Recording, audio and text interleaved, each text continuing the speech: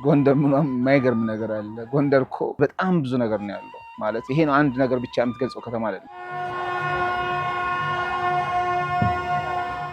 70,000 ካሬ ሜትር ቆዳ ስፋት ያለው የዓለም ቅርሱ ቅጥር ከ250 አይነት እጽዋቶች እዚህ ውስጥ እንደተገኘ ከነዚህ ውስጥ 50ዎቹ ሜዲሲናል ቫልዩ ያላቸው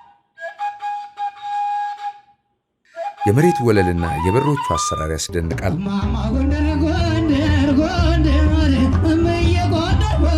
ቅርሳችን ተጠግኗል። ቅርሳችን የኛ ነው። የኛ የኢትዮጵያውያን ነው።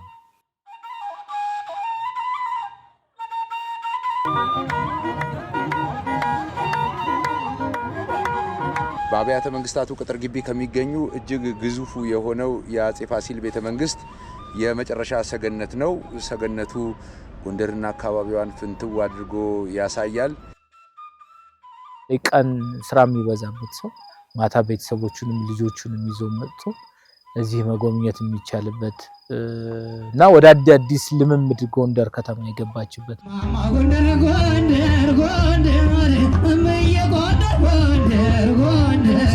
የፋሲል መዲና የቴዎድሮስ ሀገር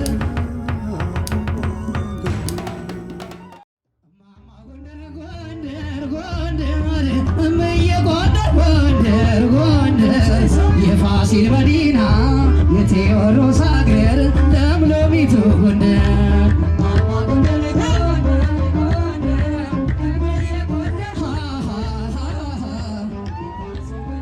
እነኚህ ጎዳናዎች የታሪክ ሰሌዳዎች ናቸው። ይነበባሉ፣ እንደ ሙዚቃ ዜማ አላቸው፣ ዘመን ይደመጥባቸዋል። አርኖ ሚሼል ዲባዲ ጎንደር ለብዙ ነገሮች ማዕከል የሆነች ተፈላጊ ከተማ ናት እንዳለው በቀደመ እሷነቷ ላይ የሰራችውን ዛሬም ፍለጋ መጥቻለሁ። መልከ ብዙ፣ ባለ ቀለም፣ ስመ ብዙ፣ አንድም እናት ከተሜነትን የወለደች አንድም ሙሽራ ስልጣኔን የተጋባች የምትገርም ጎንደር ምንም የማይገርም ነገር አለ። ጎንደር እኮ ማለት ይሄ ነው ተብሎ የሚገለጽ ነገር የላትም። ጎንደር በጣም ብዙ ነገር ነው ያለው። ማለት ይሄ ነው አንድ ነገር ብቻ የምትገልጸው ከተማ አይደለም። የኪነ ጥበብ፣ የስነ ጥበብ፣ የፍልስፍና፣ የብዙ ታላላቅ አድባራት ገዳማት በአርበኝነቱም በጀግንነቱም በነገስታቶቹም በሊቃውንቱም ኢቭን በሃይማኖት እንኳን ብትመጣ ክርስትናውም እስልምናውም የይሁዲ እምነት በአንድ ላይ ተዋህዶበት ተቀይጦ በፍቅር በአንድነት የሚኖርበት የነበረ ከተማ በተፈጥሮ ሀብቷ በጣም የበለጸገች ጎንደርን ምን ብሎ ነው መግለጽ የሚቻለው?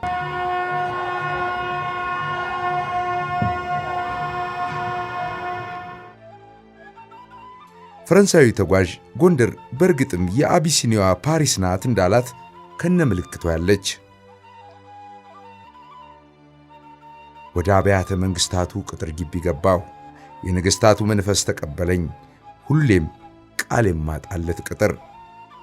ይሄ ለመግለጽ በጣም አስቸጋሪ ነው። ጎንደርና ጎንደር ቅርስ የሚለያዩ አይደሉም። ጎንደር በተለያየ መልኩ የተለያየ ስያሜዎች እንዳሏት ይታወቃል። አንዱ የሚጠራውም የቅርስ ከተማ በመባል ነውና አንድ ሳንቲም ሁለት ገጽታዎች ብለን ብንጠራቸው ባጭሩ የተሻለ ነው።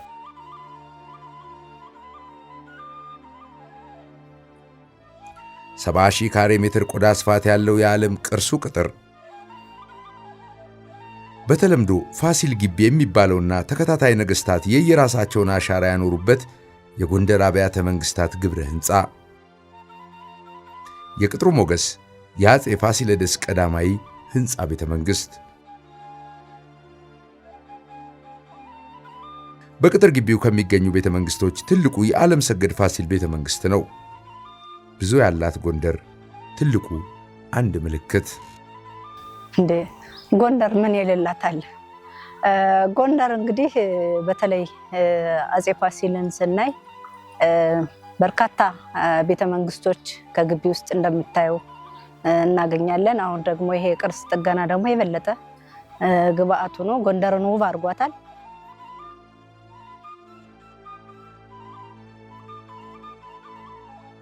የአጼ ፋሲል ቤተ መንግስት ውስጣዊ ገጽታ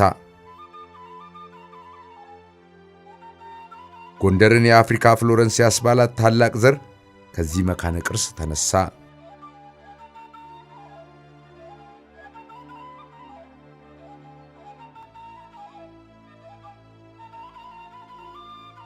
ታላቁ ንጉሥ ታላቁን ቤተ መንግሥት ሲያስገነቡ ደሞዝ በሚከፈላቸው ባለሙያዎች እንደሆነ ታሪክ መስክሮላቸዋል።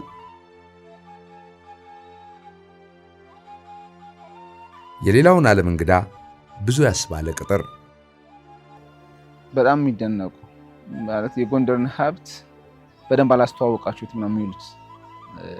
በደንብ ያልተረዳችሁትን በውስጣችሁ ያቅፋችሁ ያዛችሁትን ሀብት በደንብ የተረዳችሁት አይደለም ብሎ ነው ብዙዎቹ የሚገረሙት። ምክንያቱም አብዛኞቹ ጓደኞቻቸው ነግሯቸው ወይም ደግሞ የተወሰነች ጻፉ በፈረንጆችም አብዛኛው በፈረንጆች ነው እንግሊዝኛ እና በተለያዩ የውጭ ቋንቋዎች ጽፈው ለማስተዋወቅ የሚሞክሩት እና ብዙ እንዳልሰራ ነው የሚነግሩን።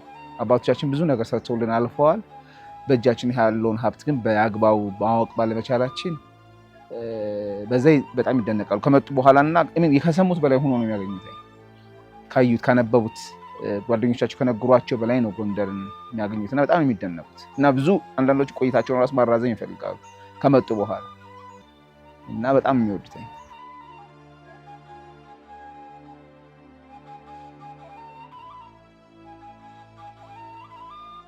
የመናዊው አልሃይሚ ጎንደር ሲደርስ ቤተ መንግሥቱን አይቶ ከስፋቱ አገነባቡ ያለለት ይህ የአፄ ፋሲል ቤተ መንግሥት ብቻ በ625 ካሬ ሜትር ቦታ ላይ ያረፈ ነው። 34 ሜትር ገደማ ይረዝማል። ባለ 2 ፎቅ ሕንፃ ሆኖ አናቱ የከተማዋን ዙሪያ ገባ መመልከቻ ማማ አለው። በየማዕዘኑ ሾጠጥ ብለው የወጡት እንቁላል ግንብ የሚል መጠሪያ ያላቸው የዚህ ቤተ መንግሥት ግንባታ የጎንደርን ታሪክ ቀየረ። ከተማዋ የባለሙያዎች መኖሪያ ሆነች። ተከታታዮቹ አብያተ መንግሥታት ይታነጹ ዘንድ ትልቁ ዕውቀት ታተመበት። በአፄ ፋሲል ቤተ መንግሥት ሕንፃ ላይ የሚገኙት ሁሉም ክፍሎች ብዙ መስኮቶች አሏቸው። በቂ ብርሃን የሚያገኙ ናቸው። በሁሉም አቅጣጫ ለእይታ የተመቹ በረንዳዎችና መስኮቶች አሉት። የጎንደር ዓለም አቀፍ ቅርሶች ያው በተለምዶ ፋሲል ግቢ እንደ ዋነኝነት እንጥራው እንጂ በፋሲል ግቢ ስር በዩኔስኮ ሰራል ላምበር ተሰጥቷቸው ወደ 9 የሚሆኑ ቅርሶች ናቸው። 2ቱ ከጎንደር ውጭ ባሉት 2 ወረዳዎች የሚገኙ ሲሆኑ 7ቱ ግን በከተማ አስተዳደራችን ውስጥ ነው። እነዚህን ለመጥቀስም አንደኛው የአፄ ፋሲል ግቢ ውስጥ ያለ በ72000 ካሬ ሜትር ውስጥ ያሉ የተለያየ ነገስታት የራሳቸውን አሻራ ጥለውበት ያለፉበት ትልቁ ሲሆን በስሩ የራስ ግንብ ሙዚየም በተወሰነ በ200 ሜትር ልዩነት ያለ የደብረ ብርሃን ስላሴ ቤተክርስቲያንና የስዕል ስራዎች በአግባቡ የአርት ጥበብ የተከናወነበት ስራ አለ። የደብረ ብርሃን ቁስቋም ማርያም አለ፣ የዶሮ ቤት አለ፣ የመዋኛው አለ፣ የመጥምቁ ዮሐንስ ቤተክርስቲያን። ስለዚህ በአጠቃላይ በቁጥር ደረጃ በዩኔስኮ የተለየ ሰራል ላምበር ተሰጥቷቸው በ7 ተከፍለው ነው ያሉ ማለት። የውስጡ ጣሪያ 6 ሜትር ገደማ ከፍታ አለው። ይህ ሕንፃ ለ200 ዓመታት ገደማ አገልግሎት ሲሰጥ መኖሩ ይነገርለታል። የአፄ በካፋ ዜና መዋዕል ጸሐፊ በ1718 መስከረም 28 ቀን የሆነውን ሲገልጽ የነገሥታት ንጉሥ የሆነው ባካፋ የአገሮች ሁሉ በኩር ከሆነች ለባህር የተፈለገ ሁሉ ከማይታጣባት ከጎንደር ከተማው ተነሳ ሲል የገለጻት መናገሻ በቅርስ የተከበበ የዓለም ቅርስ። ኢቨን በዙሪያው ወደ 9 የሚጠጉ ቅርሶች ነው ያሉት እና እነዚህ ለከተማው ግብአት ናቸውና ጎንደር ሁሉም ነገር ያላት ባህሏ፣ ወጓ፣ የጥምቀትን በዓል ብናነሳ የመስቀልን በዓል ማንሳት እንችላለን። የፋሲካ በዓል ሁሉ እንትኖቿ በጣም ውብ የሆኑ ለሕዝብም ለየትኛውም አካባቢ ለሚመጣ ሰው በጣም በጥሩ መስተንግዶ መቀበል የሚችል ሕዝብ ያለበት ባህሉ ወጉን የጠበቀ ስርዓቱ ኢቨን የኢትዮጵያዊነት ወግ ያለበት ከተማ ነውና ጎንደር የሌላት የለም ብል ነው የሚቀለኝ።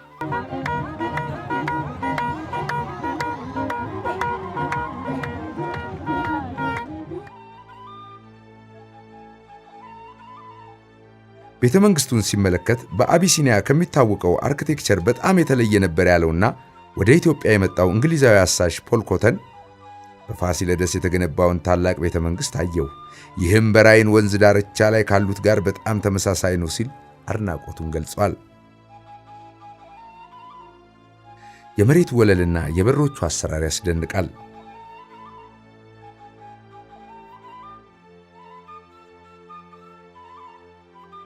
ያን እንደገና ከውስጥ ደግሞ አንዳንድ አርኪቴክቸራዊ ወይም ባህላዊ የሆነ ፊቸራቸውን መልካቸውን ይዘው የነበሩ ነገሮች ግን የተበላሻሹና በከፍተኛ ጉዳት ላይ የነበሩ ነገሮች አሉ። እነዛን ሁሉ ያስወገደ የጥናት የጥገናና የእንክብካቤ ስራ ተሰርቷል። ዛሬ እንዲህ በአማረ መልኩ የሚታየው ግብረ ሕንፃ የሰቀቀን ስፍራ ሆኖ ኖሯል።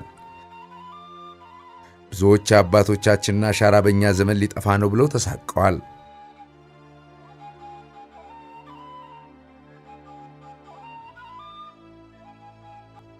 ዝነኛው ተጓዥ አልፍሬድ ቴሲንጀር ወደ ጎንደር በመጣበት ወቅት ያየውን በግዴለሽነት የተያዙ የሚላቸውን የቤተ መንግሥቱን ሕንፃዎች ሲገልጽ የሆነ ነገር የጎደላቸው ነበር የመሰለኝ ሲል አስፍሯል። ጉዳቱ ከፍተኛ ነው። ከፍተኛ ስለሆነም በየጊዜው የተለያዩ ጥናቶች እየተደረጉ አሳሳቢነቱን ስናወሳ የቆየንበት ሁኔታ ነበረ። ለሚመለከታቸው ለሁሉም አካላት በዛ ደረጃ እያለ ነው እንግዲህ ወደዚህ የጥገናና የሙሉ ኮንሰርቬሽን ስራ ውስጥ የተገባው ነው። እንዲህ ድምፅ አውጥቶ የሚያቃስት ድምፅ ነበር። የጉዳቱ መጠን የተመለከተውን የሚወቅስ እነሱ ሰሩት እኛ ሲፈርስ አየኑ ለማለት የደረሰው ችግር እንዲህ አፈጠጠ። ያ ነው በዚህ ታሪክ የተቀየረው። ቅርሶቹ በ11ኛው ሰዓት ላይ ነው ይሄ ቅርስ ጥገና የደረሰላቸው። በእውነቱ በዚህ ዙሪያ ላይ በጣም መመስገን ያለባቸው ሁሉም የጎንደር ህዝብ፣ የአማራ ህዝብ፣ የኢትዮጵያ ህዝብ ቢሆንም ኢኒሼቲቭን ወስደው ከጉብኝት ባሻገር ወደ ተግባር እንቅስቃሴ ላይ ያደረጉት በተለይ ክብር ጠቅላይ ሚኒስትራችንና ቀዳማዊት እመቤት ወይዘሮ ዝናሽ ታያቸው የወሰዱት ሚናም ያህል የወሰዱት የተጫወተ አካል የለም። ይሄ ቅርስ በጣም ትልቅ ሚና ያለው በኢትዮጵያ ጠቅላላ ታሪክ ውስጥ በኢትዮጵያ ነገስታት ታሪክ ውስጥ ትልቅ ዋጋ ያለው የቅርስ እና አጠቃላይ ግቢ ሁኔታ ነው ያለው። እነኛ ውብ ኪነ ህንፃዎች ተራቆቱ። እርጅና የማያሸንፋቸው ግንባታዎች በአያያዝ ችግር ተጎሳቁለው ገጽታቸው ደበዘዘ። በአስገራሚ ጥበባቸው ብቻ ሳይሆን በጥበቃ ጉድለታቸው ስማቸው መነሳቱ ቀጠለ።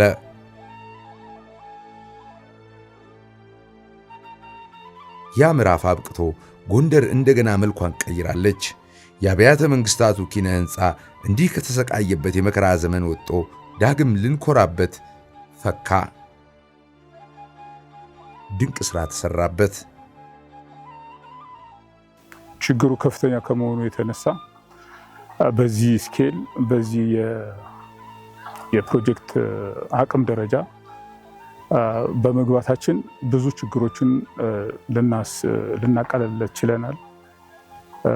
በዚህ መሰረት በስትራክቸራቸው መዋቅሩ ላይ የነበሩ ችግሮች ከፊል ፈርሰው አንዳንድ ፊዚካል ሁኔታቸው ወይም አርኪቴክቸራል ሁኔታቸው ጉዳት ላይ የነበሩ ለመናድና ለመውደቅ የደረሱ ክፍሎች ነበሩ በየህንፃዎቹ ላይ ማለት።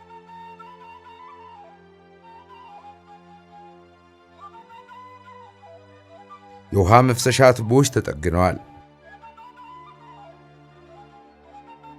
እንዲህ አይነት ቅርስ በቀላሉ አይጠገንም። ቅድሚያ የጉዳቱን መጠን የጥገናው ስልትም ጥናትና ምርምር ይጠይቃል። ከጥገና በፊት የጥናትና ምርምር ስራዎች ተሰርተዋል። አንደኛ ኢምፓክት አሰስመንት ተሰርተዋል።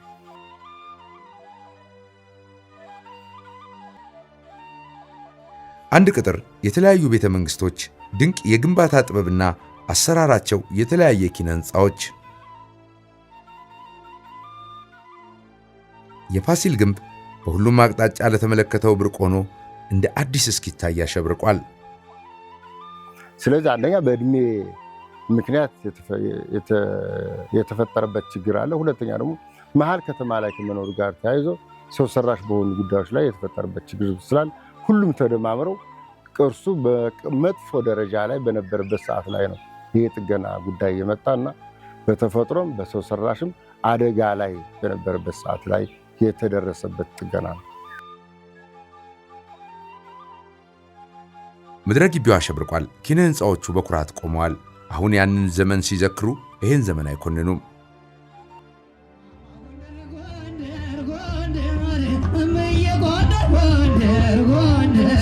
የፋሲል መዲና የቴዎድሮስ ሀገር ለምለሚቱ ጎንደር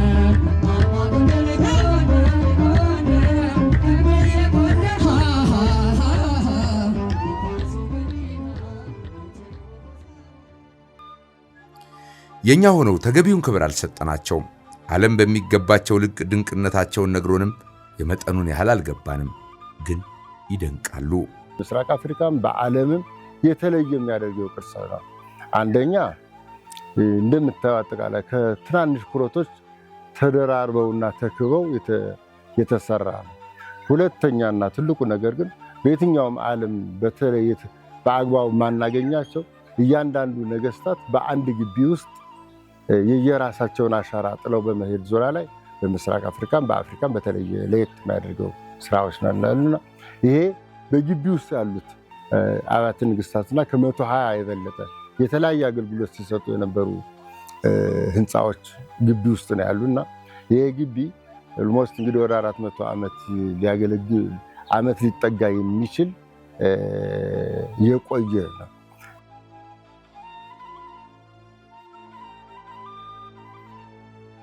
የዋርካሽ መስፋፋት የአየርሽ ማማሩ ተብሎ በተዘፈነላት ጎንደር የሚገኘው መካነ ቅርስ በሀገር በቀል ዛፎች የተዋበ ቅጥር ግቢ አለው።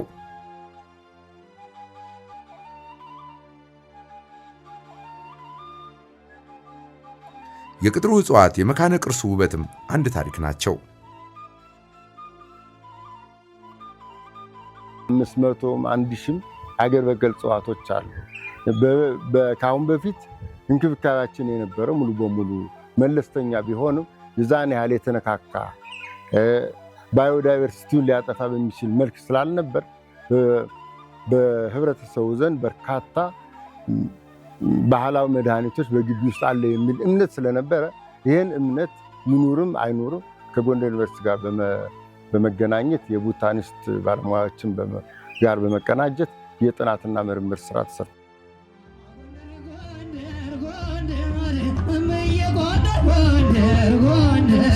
የፋሲል መዲና የቴዎድሮስ ሀገር ከ250 አይነት እጽዋቶች እዚህ ውስጥ እንደተገኙ ከነዚህ ውስጥ 50ዎቹ ሜዲሲናል ቫሉ ያላቸው ባህላዊ ሕክምና ስራ የሚሰራባቸው በመሆናቸው እነዚህ ተሰንደው ነው ተዘጋጅተው ያለ። አሁንም ጀስት አንደኛ ቦታ የጋርደን አዘጋጅተናል። በየኮርነር እነዚህ ጋርደኖች እነዚህ እጽዋቶች ላይ ለብቻቸው ተሰንደዋል። ሁለተኛ እንክብካቤ እየተደረገላቸው እንዲቀጥል ተደርጓል።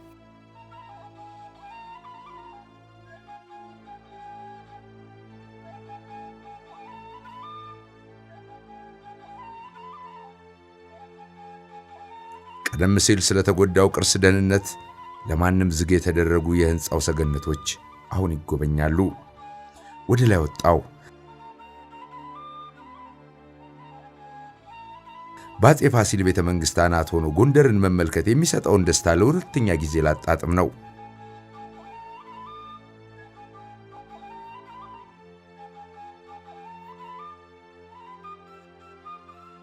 ታላቅ መካነ ቅርስ ፍንትው ብሎ ይታየኝ ጀመር።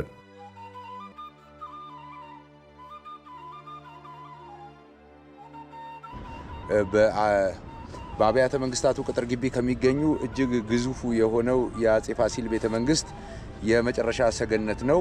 ሰገነቱ ጎንደርና አካባቢዋን ፍንትው አድርጎ ያሳያል።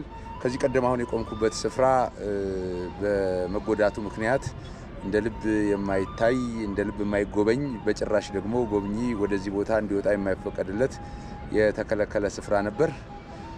በጣም ጎንደርን ለማየት እጅግ የተመቸ ነው። ጎንደር እንደገና በዚህ ትውልድ የደከመ መልኳን አድሳለች። ሊፈርሱ ነው በሚል በቁጭት ብቻ ይታዩ የነበሩት ኪነ ህንጻዎች ቀድሞውንም የሀገር መሪ የሰራቸው ነበሩ። አሁንም የሀገር መሪ ደርሶላቸዋል። የቀደሙት ምን አይነት ቅርስ እንደተውልን በአግባቡ ስላልተረዳን ትተነው ኖረን ነበር። ክብሯንና ሞገሷን አለመረዳታችን፣ ጥበቧን የባህል ከተማ መሆኗን፣ የታሪክ ከተማ መሆኗን ተገንዝበን ያላትን ሀብት አጉልተን አለማስተዋወቃችን ለኛ ብቻ አይደለም ለሌሎች ጥቁር ህዝቦች መመኪያ የሚሆኑ ቅርሶችን አፍና ይዛ ባለማስተዋወቃችን ለልጆቻችን ክብርን አለማውረሳችን በዛ በጣም ቆጫለሁ። መካነ ቅርሱ እንደገና ነፍስ ዘርቶ ለሀገር ልጅ ብርቅ ሆኗል። ቅጥሩ አሸብርቆ ታሪክ ተሰርቶበታል። አረጀች ሲሏት ሙሽራ ይሉት ቅኔ አንድም ፍቺው እንዲህ ነው። እያንዳንዱ ኪነ ህንጻ የራሱ ገጽ አለው። የተሰራበት ምክንያት ብቻ ሳይሆን የአሰራር ጥበቡ በተናጠል አሻራ ይገለጣል። ኪነ ህንጻ አኳያ ሁሉንም ለመለያየት በጣም ያስቸግራል። እያንዳንዳቸው የራሳቸው የኪነ ህንጻ ይዘት ስታይል አላቸው ወይም አሰራር አላቸው። አንዱ ካንዱ ጋር አይመሳሰሉም። በማቴሪያል ሊመሳሰሉ ይችላሉ፣ ግን በአርኪቴክቸራል ወይም በኪነ ህንጻ ንድፋቸውንና በስፔስ የሚባል ነገር አለ። ግድግዳዎቹ ወይም ጣራዎቹ ተሰርተው መሀል ላይ የሚፈጠረው ቦታ ስፔስ ይባላል በአርኪቴክቸር እና በእያንዳንዱ ቦታ ላይ እንደየ አገልግሎታቸው ለመፍጠር የተሞከሩ በጥንት ጊዜ ማለት ነው።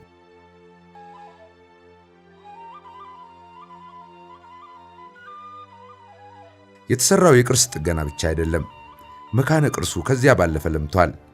እማማ ጎንደር ጎንደር ጎንደር እምዬ ጎንደር ጎንደር ጎንደር የፋሲል መዲና የቴዎድሮስ አገር። የደረሰ ካልሆነ የሰማ የሆነውን ለመረዳት ግራ ይጋባል። ግን ይሄ ሆነ። ያው እንደ ድሮ ስለሚመስላቸው ብዙ ጊዜ እንትኑ የላቸውም። ግን ከገቡ በኋላ በጣም በቃ ደጋግመን ሌላ ሰው ይዘን እንመጣለን፣ መልሰን እንመጣለን። በጣም ደስ ይላል። የተጀመረውን ደግሞ ጨርሱት ምናምን የሚሉ አስተያየቶች ናቸው እንጂ በጣም በሚገርም ሁኔታ ሀገር ውስጥ ሁሉ አይደለንም የሚሉ ሁሉ ሰዎች አሉና ስንገባ በጣም ነው የገረመን። በቃ በጣም ነው የተለወጠ ምናምን ይላሉና በጣም ትልቅ ለውጥ ነው ያለው ቅርስ ጥገናው ላይ።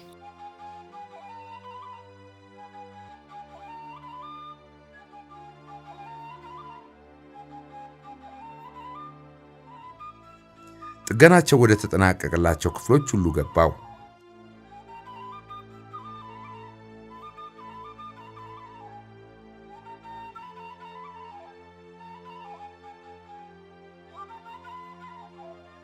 ከዚህ ቀደም ትኩረት ያላገኙ የቅጥሩ አሻራዎች አሁን ለጎብኝ ምቹ ሆነዋል።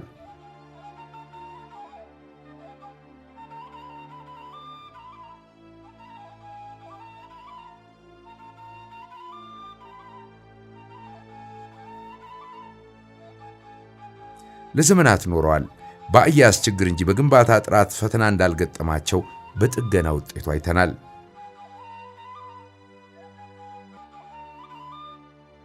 ሁሉም የራሱን ቤተ መንግስትና የኪነ ህንጻ አሻራ ሲተው እንደ ራሱ መታሰቢያ በራሱ መንገድ አንጾ ነው። አንዱ ካንዱ ጋር አይመሳሰልም። ለየተሰሩበት አገልግሎት የሚመጥንና ያን ያማከለ ስራ የተሰራባቸው ናቸውና በዚህ ጥገና ላይ ያን አገልግሎታቸውንና መልካቸውን ወይም የተፈጠረውን ጥንት የነበራቸውን ስፔስ በከፊልም ሆነ በሙሉ ለመመለስና ለትውልድ ለትምህርት አገልግሎት እንዲውል እንዲሁም ተያይዞም የሚመጣውን ኢኮኖሚካልና ሌሎች እሴቶችን ይዞ እንዲቀመጥ የማድረግ ስራ ነው የተሰራው።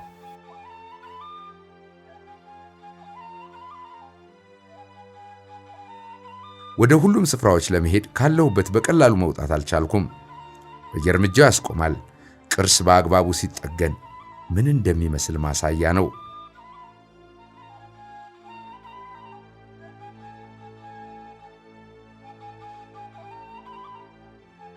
ይሄ የሀገር ምልክት ነው። ትናንት ብቻ አይደለም። መንደርደሪያ ካደረግነው ወደ ነገ ያሻግራል። ወደ ላይ የሚያወጣ የኩራት ምክንያት።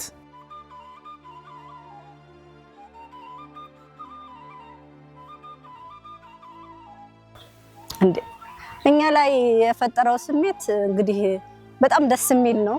እንግዲህ መጀመሪያ የቅርስ ጥገና ሲነሳ ጥያቄው የሚነሳው ከቱሪዝም ሰዎች ነው፣ ከጋይዱ ከዚህ ቢሮ አካባቢ ካለን ሰዎች ነውና በርካታ ጊዜ ስጋት ነበረ። ይፈርሳል ብለን እንፈራለን እና 400 ዓመት ጥገና ያልተደረገለት ቤተመንግስት ነው እና ስጋት ውስጥ ጥሎን ስለነበረ ብዙ ጊዜ እንዲጠገን በርካታ ጥያቄዎችን ስናነሳ ነበርና ጥያቄህ የበርካታ ዓመታት ጥያቄ ሲመለስ የሚሰማ ስሜት በጣም ትልቅ ስሜት ነውና ባለቤትነትህ ከሌላው ምንም የሁሉም ባለቤት ቢሆንም በተለይ ይሄ ወርልድ ሄሪቴጅ ሳይት እንደመሆኑ አንፃር ዓለም አቀፋዊ ተቋም ነው፣ የዓለም አቀፍ ነው። ግን ደግሞ ቦታው ሆኖ ያለ ሰው ደግሞ የተለየ ትኩረት ይኖረዋልና እኛ በጣም እየሰራህ ሳይሆን እየተዝናናህ እንደሆንክ የምታስብበት ሁኔታ ነው የተፈጠረውና በጣም ደስ የሚል እኔ እንጃ በምን ቃላት ልገልጸው እንደምችል አላውቅም።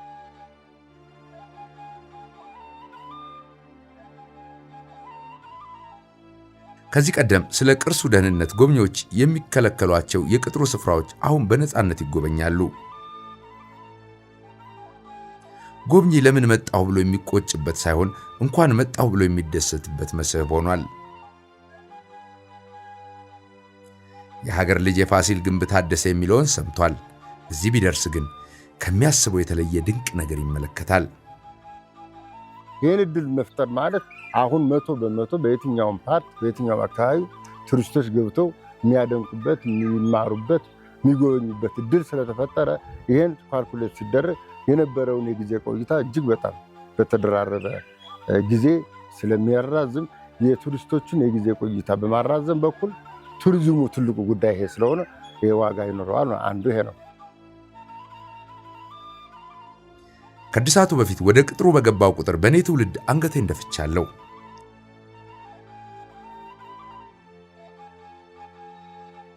አሁን በምመለከተው ሁሉ ቀድሞ ከተሰማኝ ተቃራኒ ስሜት እየተሰማኝ ነው።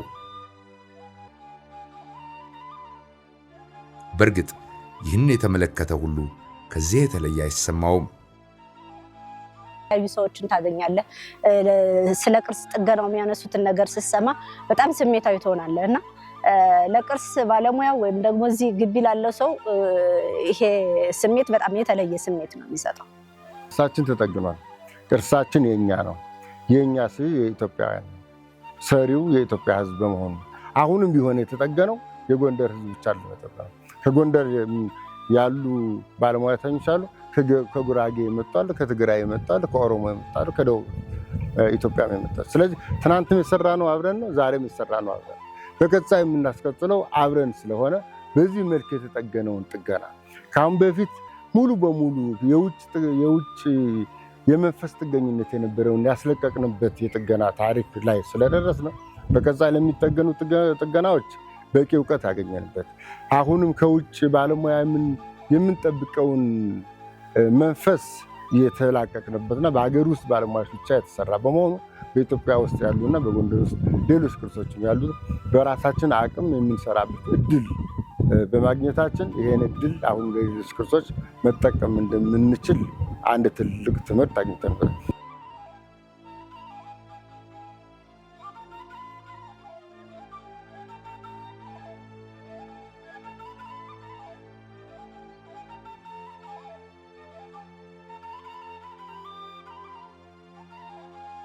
ብዙዎቹ የአብያተ መንግስታቱ ቅጥር ግቢ ኪነ ህንፃዎች የመጀመሪያውን ፈተና አልፈዋል። ነበሩ ከመባል የተረፉት ጎንደር ዳግም አበባለች እንድትባል አድርገዋል።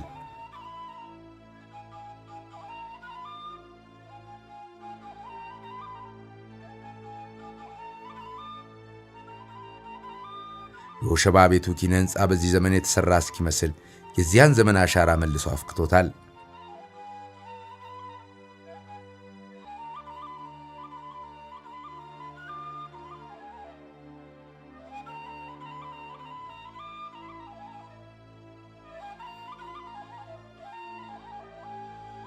በጣም ጎንደር ተለውጣለች። በጣም በሚያምር ሁኔታ ቱሪስቱ እየጨመረ ነው። ያየው ሰው ደግሞ እያየው ነውና በየቀኑ የሚገባበት በየሰዓቱ ብታየው የማይጠገብ ሆኗልና በጣም የሚያምር ነው። ማስተላለፍ የምፈልገው መልእክት እባካችሁኑና እዩት እና ደስ ይበላችሁ። እኛ እየተሳተፍን ያለውን ደስታ ሁሉም ሰው እንዲያየው እንፈልጋለን።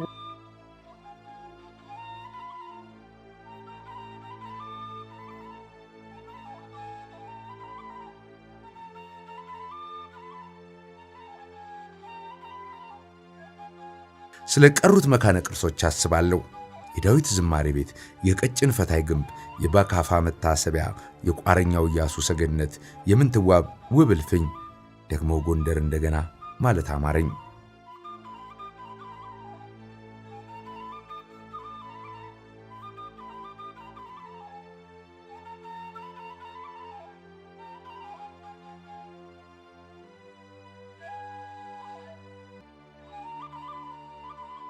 ወደ ታላቁ መካነ ቅርስ ሲመሽ ገባው።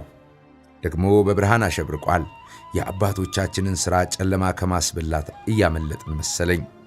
ያ ታላቁ ግቢ ምሽት ሲሆን ደግሞ ሌላ መልክ አለው።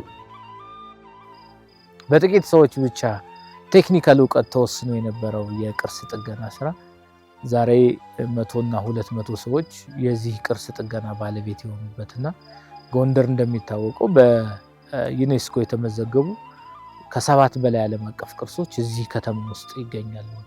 ብዙዎቹ እንደዚሁ እንደ አብያተ መንግስቱ ችግር ውስጥ ያሉ ናቸውና እሱን ለመስራት በራሳችን የሚያስችለን አቅም ያካበትንበት ዓመት ነው።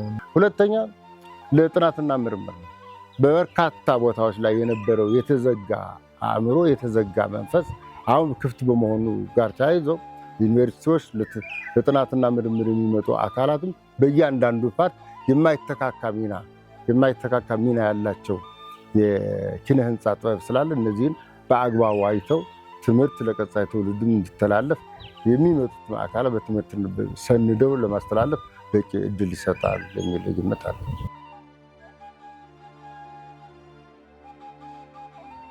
እንደ ብዙ የዓለም መስህቦች ከመላው ዓለም የሚመጣ አሁን መሽቷል ብሎ የማይጎበኘው ቅርስ ከመሆን ተረፈ።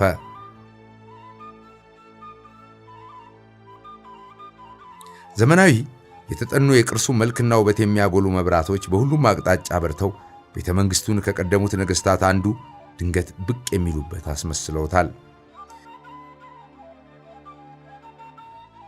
የተደበቀውን የመግለጽ የጨለመውን የማብራት ስኬት።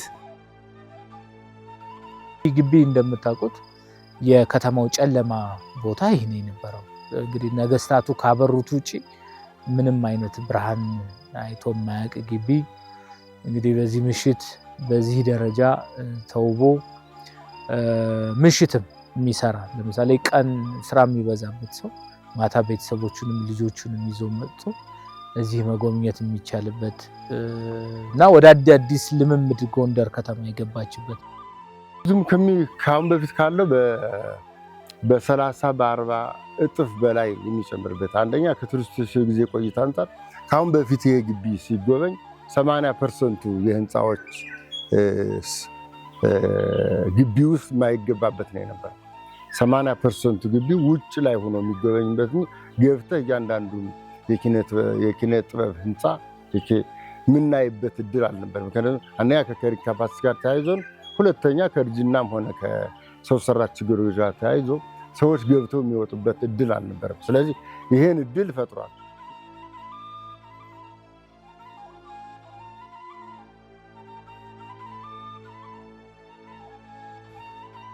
በቅርስ ጥበቃ ሳይንስ በሀገር ልጅ የዳበረ እውቀት በከፍተኛ በጀት ጥንቃቄ በተሞላበት ልፋት ጎንደር አብያተ መንግስታት ግብረ ህንፃ እየፈረሰ ያለው ከመባል የታደሰው ታላቅ ቅርስ ወደሚል ስሙን ቀየረ።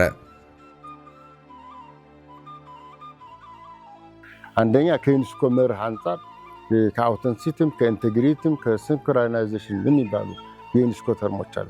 መጀመሪያ ቅርሱ ሲመዘገብ የነበረበት ሁኔታ ነው።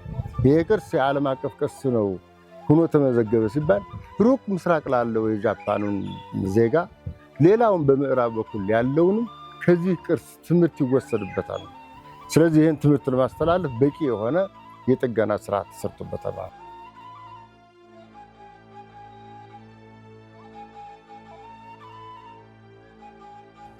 በእርግጥም ጎንደር እንደገና ወደ አበባነት መልኳ የምትጓዝ መስላለች።